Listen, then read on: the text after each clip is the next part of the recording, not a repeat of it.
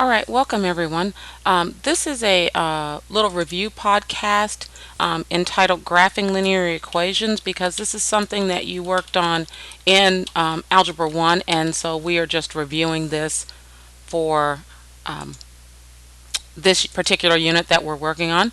And so we're just going to go ahead and get started. And this particular podcast is only going to go over the three methods that we would use for graphing linear equations. So the first one would be one is graphing using x and y intercepts, there's graphing using a t-table, and there's graphing using slope-intercept form. And that's all that's going to be on this podcast.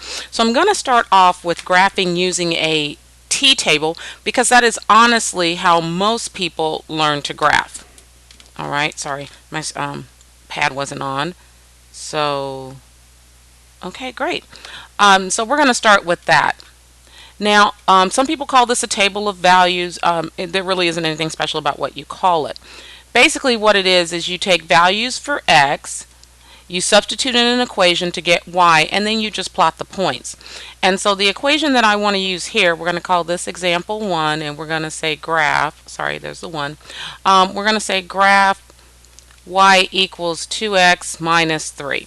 Now, what we're doing here is all we're going to do is replace the equation, the x in the equation with three numbers. You can use any numbers you want to. The nice thing is a line has infinitely many points.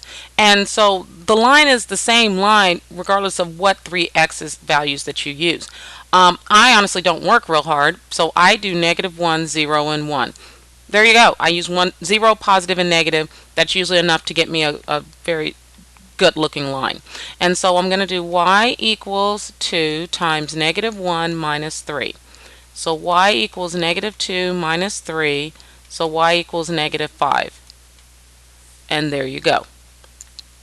Then the next time I do it, I'm going to replace x with 0. So I have y equals 2 times 0 minus 3. Y equals 0 minus 3. Y equals -3. And there you go. And then the third time I do it, I'm going to do y equals 2 times 1 minus 3. So y equals 2 minus 3. So y equals -1. All right. And so again, this should come back to you. This is one that I know a lot of students use over and over because you can remember this, and there's nothing wrong with that. It is the first method we taught you how to graph. So what we're going to do is we're going to go ahead and we want to graph the ordered pairs here. So I'm going to go to another screen, and I'm just going to draw an XY plane. Now, in the packet that you have, the second page has just blank graphs that you can use both for the assignment that's are in the packet, but also for extra examples such as this one. So please feel free to use that. So I'm just going to go back, and the first one is -1, -5. So let's go ahead and let's make a scale. 1, 2, 3, 4, 5. 1, 2, 3, 4, 5.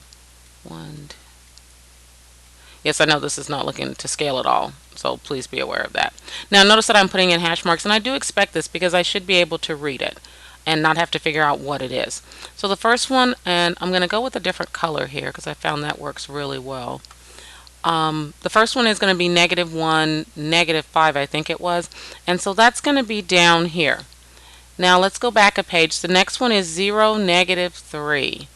So we're going to go over, and then we're going to do 0, -3, and that's right about there. And then we're going to go back and we're going to do 1, -1. All right. And so that would be right about here. And then all you have to do is just connect the line and you're done. That is graphing with a t-table. It works for no matter what type of graph. It's just sometimes some are easier than others to use a t-table with. So, but it's a nice little fallback, so feel free to use that. Now going to the next one, we are now going to graph using x and y intercepts. All right. So this one is x and y intercepts. And hopefully you'll remember when you see this. I think I'm going to go to a blue here. Sorry.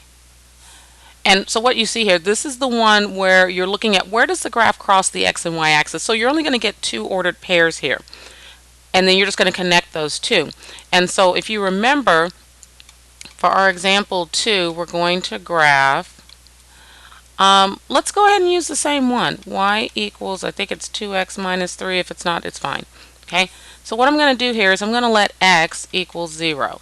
When I do that, I get y equals 2 times 0 minus 3. All right. You know what? I don't think I want to do this one, and I'll explain why. One of the things I wanted to show you is that depending on the equation that we get, it really determines what kind of graphing I do. So when I do x and y intercepts, I usually only do that if the equation's in standard form. So let's do 2x minus 3y equals 6. Okay, so that's what we're going to do instead. So now we're going to still let x equal 0. And so you're going to have 2 times 0 minus 3y equals 6. So you have a negative 3y equals 6. So y equals a negative 2. So it's 0, negative 2. How do I know x is 0? Because I started off that way. I told you that's what it was. Now we're going to do this again, and we're going to let y equal 0. So now we have 2x minus 3 times 0 equals 6. We have 2x equals 6, so x equals 3. And then this is 3, 0, y, because you said let y equal 0. Now all you've got to do is just graph them, those two ordered pairs. And again, the only time I ever use x and y intercepts if it's already in standard form. Standard form, remember, is ax plus by equals c. And again, this should be a refresher because you did go over this, I know, probably for a lot of time in Algebra 2. I mean, Algebra 1, sorry. So I'm going to do 3, 0. And so where is x? 3? Well, and then I'm going to do negative 2 there. I'm going to change the color here because it just looks better and it's easier to see. So there's 3, 0. There's 0, negative 2. And bam. I just graphed using x and y intercepts. Now again, I only use it if x and y is on the same side. That's what I mean by standard form. Alright. And so the next one that I want to go to, I actually want to show you graphing using slope-intercept form. Now I have to admit, this is the one, let's change back. This is the one that most people use because it's the last one that we taught you. What I find is it's the one that most students find the most difficult, but yet you use it all the try to use it all the time. So it's y equals mx plus b. So what you need here is you need to know that m is slope and that b is y-intercept. Okay? Now let's be honest. If they give you that, it's really pretty easy. So for this example 3, we are going to graph y equals 2x minus 3. I'm going to go back to the one that we had. Alright, so here I'm going to identify that m is 2. Let's change that to a fraction and make it 2 over 1. Remembering slope is change in y over change in x. And that b is negative 3. Don't forget to pick up the sign. So what I'm going to do here, that actually isn't bad, I'm going to go ahead and sketch it. It's the least amount, and I won't lie, it's the one I normally use all the time. It is the most commonly used. And if you know how to do it, it's really, really easy. So I don't have a problem with that.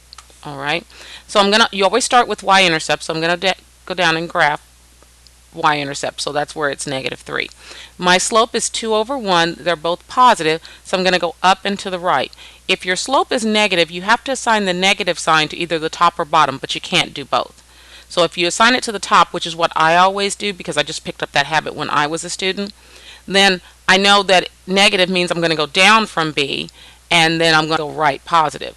If you want to assign it to the negative to the bottom, then it means you're going to go up and to the left. You're getting the same line. It just depends on what you have room for, and that's usually how I determine it. All right. So I'm going to go up 1, 2, and then to the right. And there you go.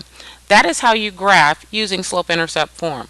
So all I wanted to do was give you a quick little refresher here just to kind of remind you of what this looks like and how it works. And that's it. All right. So I will see you on the next one where we'll actually be writing linear equations.